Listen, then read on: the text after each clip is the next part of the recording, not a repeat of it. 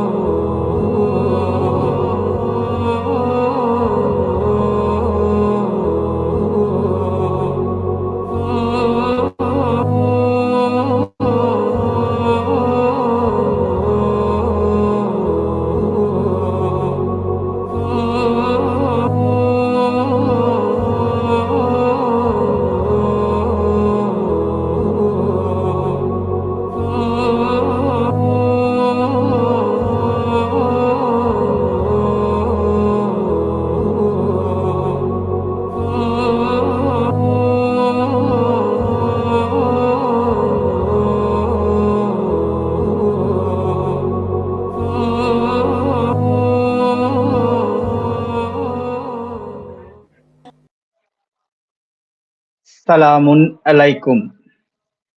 আমাকে শোনা যাচ্ছে কিনা একটু দয়া করে জানাবেন। আমি মহান দয়াময় প্রভুর নামে আজকের লাইভ শুরু করতেছি। রাব্বি আউযু বিকা মিন হামাযাতিশ শায়াতিন ওয়া আউযু বিকা রাব্বি আয়াদুরুন ফাইজা কারাতাল কোরআন ফাস্তাউযু বিল্লাহি মিনাশ শাইতানির রাজীম। বিসমিল্লাহির রহমানির রহিম। রাব্বি ইশরাহ লি সাদরি ওয়া ইয়াসসির লি আমরি ওয়াহলুল উকদাতাম মিন লিসানি ইয়াফকাহু ক্বালি রাব্বি জিদনি ইলমা। সম্মানিত উপস্থিতি, দিনী ভাই বোন ও বন্ধুরা, আজ আমরা অত্যন্ত গুরুত্বপূর্ণ একটি বিষয় নিয়ে আলোচনা শুরু করতে যাচ্ছি। একজন মুসলিম যদি সত্যিকার অর্থে দিন ইসলামকে জানতে বুঝতে চায় তাহলে তার প্রথমে কোন কিতাব পড়া উচিত? কোরআন নাকি বুখারী, মুসলিম, তিরমিজি সহ অন্যান্য হাদিসের কিতাবগুলো? এই প্রশ্নের উত্তর খুঁজতে হলে আমাদের প্রথমে দেখতে হবে আল্লাহ নিজে কোরআন সম্পর্কে কি বলেছেন। প্রথম কথা, দ্বীনের মূল উৎস আল্লাহর কিতাব আল কোরআন, নয় মানুষের রচিত কোনো কিতাব। আল্লাহ বলেন, নিশ্চয় এ কোরআন এমন পথের দিকে পথ নির্দেশ করে যা সর্বাধিক সরল। সূরা ইসরার ৯ নম্বর আয়াত। অর্থাৎ আল্লাহ মানুষকে সঠিক পথ দেখানোর জন্য আল্লাহর কোরআন নাজিল করেছেন। আবার আল্লাহ বলেন, এটি এমন এক কিতাব যার আয়াতসমূহ সুদৃঢ় করা হয়েছে, অতঃপর প্রজ্ঞাময় সর্বজ্ঞ সত্তার পক্ষ থেকে বিস্তারিত বর্ণিত করা হয়েছে। সূরা হুদের ১ নম্বর আয়াত। সূরা আল আনআম ৬ নম্বর আয়াত। ৬ নম্বর সূরার ৩৮ নম্বর আয়াত। আমি এই কিতাবে কোনো কিছু বাদ রাখিনি। তিনি আরো বলেন, আমি তোমার প্রতি এই কিতাব নাজিল করেছি যা প্রত্যেক বিষয়ে সুস্পষ্ট ব্যাখ্যা, হিদায়াত, রহমত ও মুসলিমদের জন্য সুসংবাদ। সূরা নাহল ৮৯ নম্বর আয়াত। তাহলে বুঝতে হবে দ্বীনের মূল শিক্ষা জানার প্রথম দরজা হলো কোরআন। একজন মুসলিমের জীবনে কোরআন শুধু তাবারুকের জন্য তাকের উপর রাখা কোনো বই নয়। কোরআন হলো তা হিদায়াতের কিতাব, জীবন পরিচালনার কিতাব, ঈমান দৃঢ় করার কিতাব। প্রিয় ভাই ও বোনেরা, আল্লাহ বলেন, এই সেই কিতাব যাতে কোনো সন্দেহ নেই, মুত্তাকিদের জন্য এটি হিদায়াত। সূরা বাকারা ২ নম্বর আয়াত। তাই আমার প্রথম আহ্বান, ভাই ও বোনেরা, আপনি মুসলিম হলে কোরআন পড়ুন। শুধু আরবি তেলাওয়াত নয়, অর্থ বুঝে পড়ুন, চিন্তা করে পড়ুন, নিজের জীবনের সঙ্গে মিলিয়ে দেখুন। দ্বিতীয়ত, কোরআন আমাদের কি করতে বলেছে? কোরআন শুধু পড়তে বলেনি, বরং চিন্তা করতে বলেছে। আল্লাহ বলেন, তারা কি কোরআন নিয়ে চিন্তা ভাবনা করে না? সূরা নিসার ৮২ নম্বর আয়াত। সূরা মুহাম্মদে ২৪ নম্বর আয়াতে বলেন, তাদের অন্তর কি তালাবদ্ধ? তারা কি কোরআন নিয়ে চিন্তা ভাবনা করে না? অর্থাৎ কোরআনের সঙ্গে আমাদের সম্পর্ক হওয়া উচিত পড়া, বোঝা, চিন্তা করা ও আমল করা। আজ আমাদের অনেকের সমস্যা হলো আমরা কোরআন পড়ি কিন্তু কোরআন কি বলেছে তা আমরা জানি না। আমাদের শিখানো হয় কোন সূরা কোন রাকাতে পড়তে হয়, কিন্তু সেই সূরার অর্থ বেশিরভাগ মুসল্লি জানে না। কি পড়ে, কি বলে নিজেও জানে না। এর নাম কি প্রার্থনা হতে পারে প্রিয় ভাই ও বোনেরা? আমরা হুজুরদের মুখে শুনেছি কোরআন সুন্দরভাবে তেলাওয়াত করতে হয়, কিন্তু কোরআন আমার চরিত্র সম্পর্কে কি বলেছে, ব্যবসা সম্পর্কে কি বলেছে, পরিবার সম্পর্কে কি বলেছে, প্রতিবেশী মানুষের অধিকার সম্পর্কে কি বলেছে তা জানার জন্য চেষ্টা করি না, তাহলে সেই কোরআন পড়ে কোনো লাভ হলো আমার? তাই মুসলমানদের সাথে কোরআনের সম্পর্ক হয়ে উঠে না, কিন্তু কোরআনের সঙ্গে সম্পর্ক স্থাপন করা প্রত্যেক মুমিন মুসলিমের অত্যন্ত জরুরি বলে আমি বিশ্বাস করি। তৃতীয় কথা, তাহলে কি হাদিসের প্রয়োজন নাই? অবশ্যই, অবশ্যই হাদিসের প্রয়োজনীয়তা রয়েছে। আর সেই হাদিস হলো হাসান আল হাদিস, তথা আল্লাহর কথা। তার কথার চাইতে আর কার কথা উত্তম হতে পারে প্রিয় ভাই ও বোনেরা? এখানে অত্যন্ত গুরুত্বপূর্ণ একটি বিষয় উল্লেখ করার প্রয়োজন রয়েছে। অনেক আলেম ওলামারা বলে শুধু কোরআন মানলে হবে না, কোরআনের পাশাপাশি রসুলের সুন্নাহ মানতে হবে।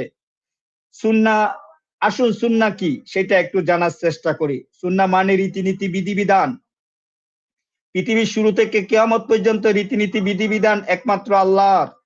আল্লাহ তার সুন্নত তথা রীতিনীতির বিধিবিধানে কাউকে শরীক করেন না। শুধুমাত্র আল্লাহর, রসুলের কোনো সুন্নত নাই। এখন প্রশ্ন চলে আসে, তাহলে রসুলের সুন্নত কি? পরিষ্কার উত্তর, তিনি যেহেতু আল্লাহর রসুল সেহেতু তার সুন্নত আল্লাহর সুন্নত। রসুল কি অনুসরণ করতেন? নিশ্চয় তার উপর নাজিলকৃত ওহী অনুসরণ করতেন। তার উপর নাজিল হওয়া ওহীগুলো কোথায় পাওয়া যায়? নিশ্চয় কোরআনে। আর এই কোরআনকে হেফাজত করেন কে? নিশ্চয় আল্লাহ। কাজে রাসূলের সুন্নত আর আল্লাহর সুন্নতের কোনো ভিন্নতা নাই। কাজে কোন অবস্থাতে রাসূলের হাদিস তথা সুন্নাহ কথা বলে বুখারী মুসলিমদের রচনা করা হাদিসের কিতাব অনুসরণ করে ইসলাম পালন করা যাবে না, যাবে না, যাবে না, যদি আপনি এক ইলা বিশ্বাস করেন। প্রিয় ভাই ও বোনেরা, অনেকে প্রশ্ন করেন, তাহলে আল্লাহ আমাদেরকে, আল্লাহ তার রাসূলের আনুগত্য নির্দেশ দিয়েছেন কেন? আল্লাহ বলেন, যে রাসূলের আনুগত্য করলো সে প্রকৃতপক্ষে আল্লাহর আনুগত্য করলো। সূরা নিসার ৮০ নম্বর আয়াত। আবার আল্লাহ বলেন, হে ঈমানদারগণ, তোমরা আল্লাহর আনুগত্য করো এবং রাসূলের আনুগত্য করো। সূরা নিসার ৫৯ নম্বর আয়াত। এখানে আল্লাহ আমাদেরকে রাসূলের আনুগত্য করতে বলেছেন। এই আয়াতগুলো পরিষ্কার অর্থ হলো, আল্লাহর রাসূল কখনো নিজ মন থেকে কোনো কিছু করতে বলতে পারে না। রাসূল তাই করে যাহা তার আল্লাহ তাকে ওহীর মাধ্যমে নির্দেশ করে।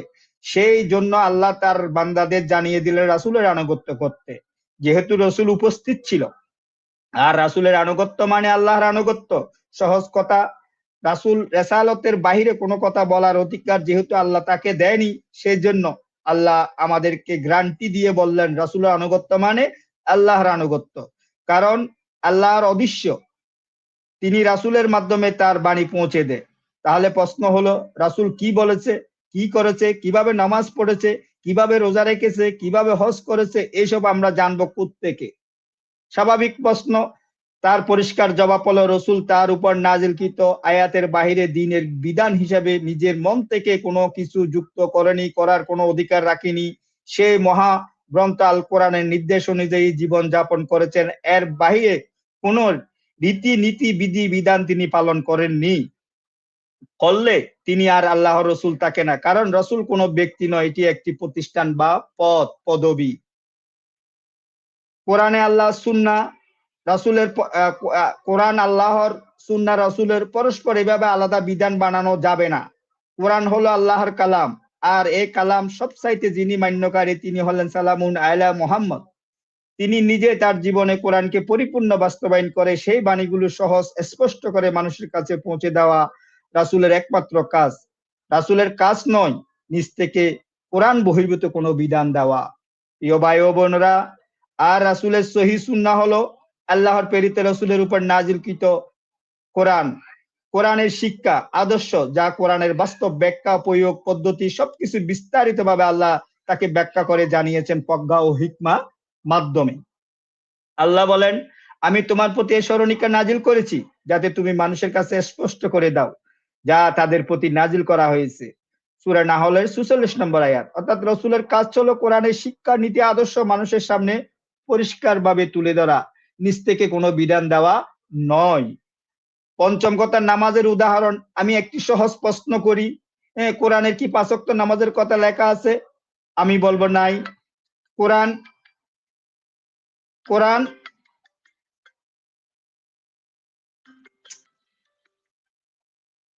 কোরআন যাহা নাই সেই কাজ করার কোনো অধিকার আল্লাহর কোনো রসুলের নাই। কেউ যদি মনে করে কোরআনের সবকিছু নাই, হ্যাঁ, কোরআনের সবকিছু নাই তাই বলে পালন করার জন্য রসুলের নামে রচনা করা হাদিসগুলো অনুসরণ করতে হবে, এই কথা কেউ বিশ্বাস করলে সাথে সাথে সাথে সাথে তাকে কোরআনের অনেক আয়াতকেও স্বীকার করতে হবে। সরি, এই কথা কেউ বিশ্বাস করলে সাথে সাথে তাকে কোরআনের অনেক আয়াতকেও স্বীকার করতে হবে, তাতে কোনো সন্দেহ নাই। আল্লাহ বলেন, আমি এই কোরআন কোনো কিছু বাদ রাখিনি। আল্লাহ কোরআনে বলেন, আমি দিন হিসাবে ইসলামকে পরিপূর্ণ করেছি। এরপরে কেউ যদি বলে কোরআনে সবকিছু নাই, এখন আপনি ইমানদার হিসেবে আল্লাহর কথা নাকি হুজুরের কথাকে বেশি গুরুত্ব দিবেন? সে স্বাধীনতা নিশ্চয় আল্লাহ আপনাকে আমাকে দিয়ে দিয়েছে। ষষ্ঠত, তাহলে বুখারী, মুসলিম, তিরমিজি শরীফ এসব কি? এখন আসি মূল প্রশ্নে। সহি বুখারী, সহি মুসলিম, জামে তিরমিজি এগুলি কি কোরআনের মতো আল্লাহর নাজিল করা কিতাব? উত্তর হবে না। এগুলো হলো রাসূলের ইন্তেকালের প্রায় 250-300 বছর পর রচনা করা কিতাব, যার সাথে ইসলামের বিধানের কোনো ন্যূনতম সম্পর্ক নাই।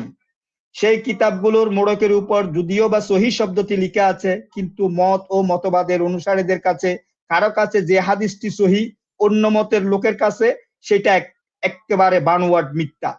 অর্থাৎ তাদের রচনা একটা হাদিস কারো কাছে শতভাগ গ্যারান্টি ওয়ারেন্টি নাই। এখন আপনার কাছে আমার প্রশ্ন, আপনি বাজারে গিয়ে যে পণ্য ভালো এবং গ্যারান্টি ওয়ারেন্টি যুক্ত সেটা কিনবেন নাকি গ্যারান্টি ওয়ারেন্টি ছাড়াটা কিনবেন? আল্লাহ নিজে যে কিতাবের গ্যারান্টি দিলেন, সহজ সরল পথের একমাত্র পথ নির্দেশক বললেন আল কোরআন, আর যার আয়াত সংখ্যা খুবই কম, মাত্র 6236টি, নাকি তাও উপেক্ষা করে, সেই কিতাব উপেক্ষা করে যেই কিতাবগুলোর কোনো ভিত্তি নাই, কোরআনে কোনো উল্লেখ নাই, সেই কিতাবগুলোর মধ্যে লক্ষ লক্ষ মানুষের রচনা করা হাদিস রয়েছে, সেই হাদিসের পিছনে দৌড়াবেন? সেটা একান্ত আপনার বোধ বুদ্ধির উপর নির্ভর করে। যে কোনো মানুষ ইতিহাস হিসেবে যে কোনো কিতাব পড়তে পারে, কিন্তু সেই কিতাবের কোনো বাণীকে যদি দিনের বিধান তথা কোরআনের সমপর্যায়ে মনে করে, সেই কোরআন অস্বীকারী, আল্লাহর আদেশ অমান্যকারী। কোরআনের ব্যাপারে প্রতিটি মুসলিমের বিশ্বাস হলো এটি আল্লাহর নাজিল করা কিতাব, এটি তিনি কিয়ামত পর্যন্ত হেফাজত করবেন। পৃথিবীতে দ্বিতীয় কোনো কিতাব আল্লাহ হেফাজতের ঘোষণা দেননি। কাজে যে কিতাব আল্লাহ কোরআনের কোথাও বলেনি যে সেই কিতাব কোন মুসলিম কখনো দিনের বিধান হিসাবে গ্রহণ করতে পারে না। প্রথমে কোরআনকে কেন্দ্রবিন্দু করুন, প্রতিদিন কোরআন পড়ুন, অর্থ পড়ুন, আল্লাহ কি বলেছেন সেটা বোঝার চেষ্টা করুন, এরপর কোরআনের আলোকে নিজের জীবন পরিচালনা করার চেষ্টা করুন। প্রিয় ভাই ও বোনেরা, কোরআন হলো আল্লাহর সরাসরি ওহী এবং দ্বীনের সর্বোচ্চ মূল দলিল। কোন বর্ণনা যদি কোরআনের সুস্পষ্ট শিক্ষার বিরুদ্ধে বলে মনে হয়, তখন বিষয়টি ধরে নিবেন এই আয়াতটি গভীরভাবে যাচাই করার মতো ক্ষমতা হয়তোবা আপনার অর্জন হয়নি। তাই কোরআনের এই আয়াত বুঝার জন্য আল্লাহর সাহায্য কামনা করতে পারেন। আল্লাহ বলেন, তোমরা সবাই আল্লাহর রুজুকে দৃঢ়ভাবে ধারণ করো এবং বিচ্ছিন্ন হইও না। সূরা আল ইমরান 103 নম্বর। আজ মুসলিম সমাজে একটি বড় সমস্যা হলো, আমরা অনেক সময় দল মত, ব্যক্তি ও কিতাব নিয়ে এত বেশি বিতর্ক করি যে কোরআনের মূল শিক্ষা তাওহীদ, তাকওয়া, ন্যায় বিচার, সত্যবাদিতা, সালাত, সিয়াম, যাকাত, মানুষের অধিকার, সব মৌলিক বিষয়গুলো আমরা ভুলে যাই। আল্লাহ আমাদের সতর্ক করেছেন, তোমরা আল্লাহ ও তার রাসূলের আনুগত্য করো এবং পরস্পরে বিবাদে লিপ্ত হইও না, তাহলে তোমরা দুর্বল হয়ে পড়বে, তোমাদের শক্তি চলে যাবে। সূরা আনফাল 46 নম্বর আয়াত। তাই আমাদের লক্ষ্য হওয়া উচিত সত্য জানা, সত্য মানা, সত্য অনুযায়ী জীবন গড়া। মনে রাখতে হবে, শুধু কিতাবের নাম জানলে দিন জানা হয় না। অনেক সময় আমরা বলি, আমি বুখারী পড়েছি, আমি মুসলিম পড়েছি, আমিও অমুক অমুক কিতাব শতবার পড়েছি। তাদের কাছে আমার প্রশ্ন, আপনি কি কোরআন বুঝেছেন? আপনার নামাজ কি আপনাকে অন্যায় থেকে বিরত রাখে? আপনার ব্যবসা কি সততা আছে? আপনার পরিবারের কাছে আপনার পরিবার আপনার কাছে থেকে নিরাপদ কিনা? আপনি কি গীবত ছেড়েছেন? আপনি কি মানুষের হক আদায় করেছেন? আপনার অন্তরে কি আল্লাহর ভয় এসেছে? কারণ আল্লাহ বলেন, নিশ্চয়ই সালাত সমস্ত অশ্লীল মন্দ কাজ থেকে বিরত রাখে। সূরা আনকাবুত 45। অর্থাৎ দ্বীনের জ্ঞান শুধু মুখস্থ করার বিষয় নয়, দ্বীনের জ্ঞান জীবনের পরিবর্তন আনার বিষয়। তাহলে আমাদের প্রতিদিনের পড়ার সঠিক পাঠ্যক্রম কি হতে পারে? আমি সংক্ষেপে কয়েকটি ধাপ বলছি। প্রথম ধাপ কোরআন পড়ুন, দ্বিতীয় ধাপ কোরআনের অর্থ বুঝুন, তৃতীয় ধাপ যে বিষয় বুঝতে পাচ্ছেন না যোগ্য আলেমের কাছে জিজ্ঞাসা করুন। আল্লাহ বলেন, যদি তোমরা না জানো তবে জ্ঞানীদের জিজ্ঞাসা করো। সূরা নাহলের 43 নম্বর আয়াত। এই আয়াতে আমাদের একটি সুন্দর নীতি শিখায়, না জানলে নিজের মন গড়া ব্যাখ্যা নয়, জ্ঞানীদের কাছে ফিরে যেতে হবে। শেষ কথা, প্রিয় ভাই ও বোনেরা, আজকের আলোচনার সার কথা হলো, কোরআন হলো দ্বীনের মূল সর্বোচ্চ দলিল। আবার বলছি, কোরআন হলো দ্বীনের মূল এবং সর্বোচ্চ দলিল। কে কি বললো সেটা বড় বিষয় নয়। কোরআনকে বাদ দিয়ে ইসলাম কখনো বোঝা যাবে না। কোরআন বাংলায় পড়া দরকার নাই যারা বলে, এরা আপনাকে প্রকৃত সত্য থেকে দূরে রাখতে চায়। তারা ব্যবসা টিকিয়ে রাখার জন্য, তাদের কাজকে সফলতা দেওয়ার জন্য আপনাকে অন্ধকারে রাখতে চায়। আমরা কোরআন পড়বো, কোরআন বুঝবো, জীবনের প্রয়োজনে অনেক বই পুস্তক পড়বো, কিন্তু কখনো কোনো আলেম, কোনো ইমাম, কোনো লেখকের কোনো গ্রন্থকে আল্লাহর কিতাবের সমপর্যায়ে ইমান রাখবো না। কারণ আল্লাহ বলেন, এটি তো কোরআন মহিমান্বিত, সূরা বুরুজ 21 নম্বর আয়াত। এবং আল্লাহ বলেন, এই কোরআন এমন পথের দিকে পথ নির্দেশ করে যা সর্বাধিক সরল, সূরা আল ইসরা। সুতরাং আসুন আমরা আজ সিদ্ধান্ত নিই, প্রতিদিন কোরআন পড়বো, অর্থ বুঝবো, আল্লাহর কথার উপর চিন্তা করব। রসুল যেই কিতাবের বাণী প্রচার করতে গিয়ে নির্যাতিত নিপীড়িত হয়েছে, সেই মহাগ্রন্থ আল কিতাবকে আঁকড়ে ধরে নাজিলকৃত আয়াতের আদেশ নির্দেশ অনুযায়ী আমল করব এবং আল্লাহর কাছে সদা সর্বদা প্রার্থনা করব, কোন দলাদলি মতভেদ ছাড়াই সত্যের অনুসরণ করার তৌফিক যেন আমাদের সকলকে দান করে, এই দোয়া করি। ধন্যবাদ। দীর্ঘক্ষণ আমি কথা বললাম। আমাদের সাথে যুক্ত